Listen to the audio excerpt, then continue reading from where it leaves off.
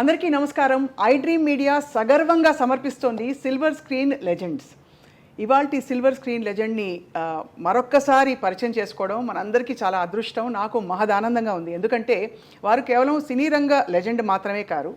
ఎందుకంటే వ్యాపారవేత్తగా 60 సంవత్సరాలు, ఒక సినిమా హీరోగా 50 సంవత్సరాలు, 40 సంవత్సరాలు నిర్మాతగా, రాజకీయంగా వారి ముద్ర వేసుకొని ఎన్నో రూపాలలో లైఫ్ టైం అచీవ్మెంట్ కంటే ఎక్కువగా సాధించేశారు.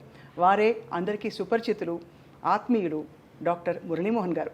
వారితో మాట్లాడబోతున్నాం జీవిత పాఠాల గురించి ఇవాళ. ఎందుకంటే సినిమా యాక్టర్గా వారిని చాలా సందర్భాల్లో మనం పలకరించాం, కలుసుకున్నాం. సార్, సాదర్ నమస్కారం. నమస్తే అమ్మా. మిమ్మల్ని కలవడం చాలా సంతోషం సార్. చాలా సంతోషం నాకు కూడా. చాలా రోజులు మిమ్మల్ని కలిసి కూడా.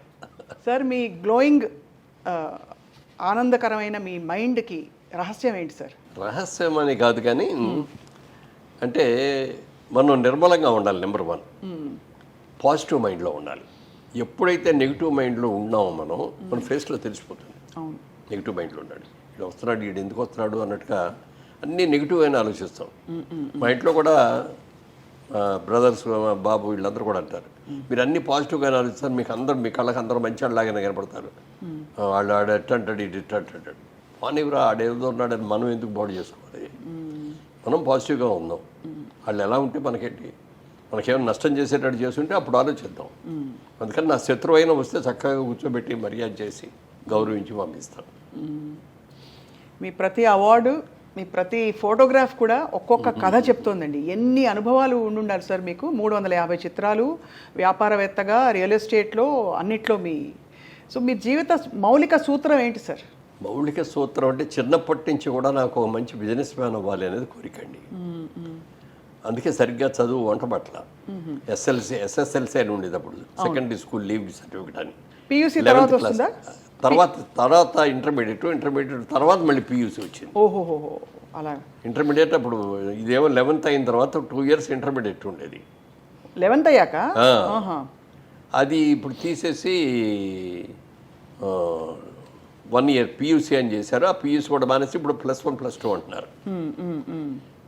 సో అంతవరకే చదువుకున్నారు మీరు అప్పుడులో? అంటే అది పాస్ అయ్యారు, గట్టెక్కాను. అది పాస్ అయ్యి కాలేజీకి కూడా వెళ్ళాను. కాలేజీలో 2 ఏళ్ళు బాగానే చదువుకున్నాను. నాకు ఏమి చెడ్డ అలవాట్లు కానీ అటు ఆటలు వెళ్ళటం కానీ ఏమి లేదు.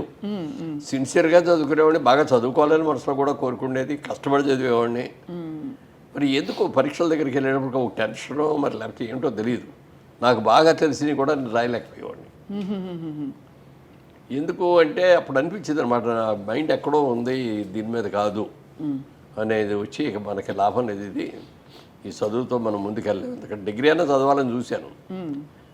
చదువుకునే అవకాశాలు అన్నీ ఉన్నాయి, ఉన్నా కూడా ఇక మనకి ఇది వంట పట్టదు, దీని మీద మనం టైం వేస్ట్ చేయకూడదు, we have to go to the business అని అనిపించి.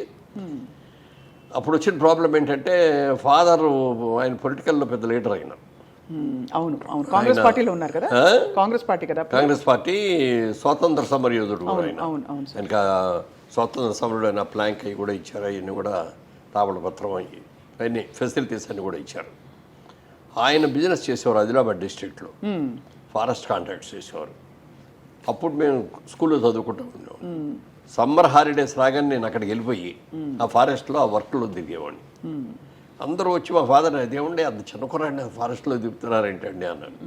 అంటే నేను చెప్పినా వెంటయ్యా ఇటు వాడికి ఇష్టం, అది అందుకని చేస్తాడు. అది ఆ 3 ఏళ్ళ సెలవులు అన్నాళ్ళు అక్కడే ఉండిపోయి మళ్ళీ వచ్చేసేవాడు. అట్లా నేను ఇంటర్ఫీర్ అవుతూ ఉండేవాడిని.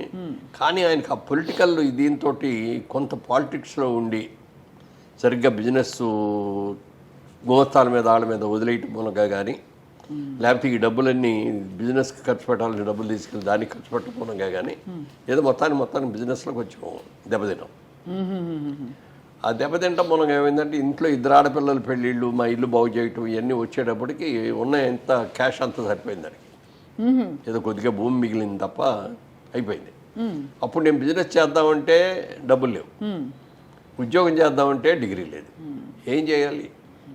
ఏం చేయాలని ఆలోచిస్తుంటే ఊళ్ళో కుర్రాళ్ళు అందరూ కలిసి వచ్చి సరదాగా మనం ఒక మెడ్రాస్లో నాటకాల పోటీలు పెట్టారు, మనం కూడా ఒక నాటకం వేద్దామన్నారు. పని లేదు కదా, అందుకని చదువు పూర్తయిన కూడా డిగ్రీ పోయినాళ్ళు కూడా కూర్చున్నారు అందరూ. వాళ్ళు మేము అందరం కలిసి ఓ నాటికేసాం పోలీసు అని. అందులో నేను పోలీస్ పాత్ర. అది చూసిన తర్వాత మా ఊర్లో వాళ్ళందరూ రే నువ్వు భలే ఉన్నావు సినిమాలకు పనికొస్తావు నువ్వు సినిమాకి వెళ్ళావు ఇది అన్నారు. ఏమిటి మన బిజినెస్ ఏమో మనకు మన ఇష్టమేమో బిజినెస్, వీళ్ళు సినిమాకి వెళ్ళమంటున్నారు, చూద్దాం లేదని అవకాశం వస్తే అప్పుడు అని అన్నా కానీ దాని మీద ఇంట్రెస్ట్ తీసుకోవాలి.